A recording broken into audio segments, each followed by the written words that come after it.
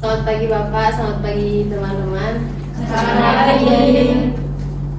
Untuk Diana pribadi yang Diana dapat selama 4 pertemuan dengan Pak Andi, di awal itu jujur shock sama pola pembelajaran Bapak. Kan kita biasanya kebanyakan langsung praktikum kan Pak ke lab atau gimana. Terus pas belajar sama Bapak tiba-tiba disuruh diwajibkan untuk mereview minimal 3 artikel itu kayak apalagi belum lagi kalau presentasi ke depan itu kan kita kebiasaan belajar langsung praktik pergi lagi. Kalau sama Bapak itu belajar menulis, memahami, lalu dipresentasikan ke depan itu bikin aku nggak bisa deh. Makanya di saat Diana udah mencoba memahami itu materi, terus maju ke depan itu rasanya ngeblank gitu. Karena kan kita juga selama 1 semester nggak pernah masuk dosen laki-laki juga kan. Ya. Mungkin itu dari Diana. Udah, thank you Diana.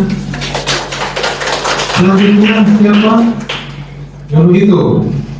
Ayo itu ngomong. Buruan.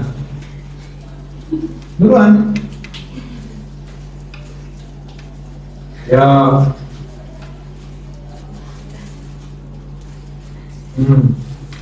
Nur itu mau menyampaikan apa? Pengalaman 4 pertemuan di kelas Pak Andi. Silakan. Selamat pagi Pak, selamat pagi teman-teman. Kalau dari Farni itu sebelumnya Bapak juga sudah memberitahu sebelum masuk semester 2. Jadi dari situ juga Farni sudah memberitahu teman-teman yang lain juga.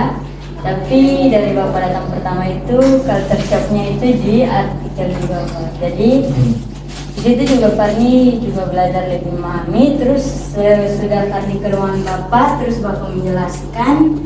Di situ Farni juga dapat mengerti dan memahami arti artikelnya juga, dan penjelasan Bapak juga memberi Farni motivasi buat lebih giat belajar dan lebih memahami isi dalam artikel itu. Mungkin demikian dari Kita kasih tepuk tangan. Ya. Baik, selamat pagi teman-teman dan Pak. Selamat pagi. Kalau dari saya, mungkin sama dengan teman-teman, mungkin culture shocknya yang pertama kali itu yaitu artikel Pak. Kan di semester 1 kami tidak terlalu banyak menulis, kebanyakannya praktek. Jadi tugas yang diberikan Pak Andi itu sangat membantu kita untuk bisa mengetahui lebih banyak lagi artikel atau kasus yang mungkin tidak pernah kita dengar atau tidak pernah kita lihat. Menurut saya itu bagus untuk melatih kita untuk mengetahui bahwa di luar sana ada kasus-kasus yang bahkan kita tidak ketahui, untuk kita mempelajari lebih dalam lagi bagaimana untuk kita kedepannya bisa mengatasi kasus-kasus tersebut, mungkin kalau kita mendapatkan kasus tersebut. Baik, terima kasih teman-teman. Ya. yang saya dapatkan dari pembelajaran bersama Pak Andi itu, yang pertama itu karena kita diwajibkan untuk mereview artikel. Di situ saya mendapatkan beberapa kosakata yang tidak saya ketahui artinya. Misalnya seperti implementasi atau prewipara yang dulu itu, yang waktu sebelum mereview artikel itu saya tidak tahu itu artinya apa. Ternyata artinya itu sangat penting untuk kami sebagai kebidanan. Itu artinya sangat penting ketika kita terjun di masyarakat, karena masyarakat sekarang itu bisa lebih pintar dari kita, makanya kita harus belajar lebih banyak supaya lebih pintar dari masyarakat.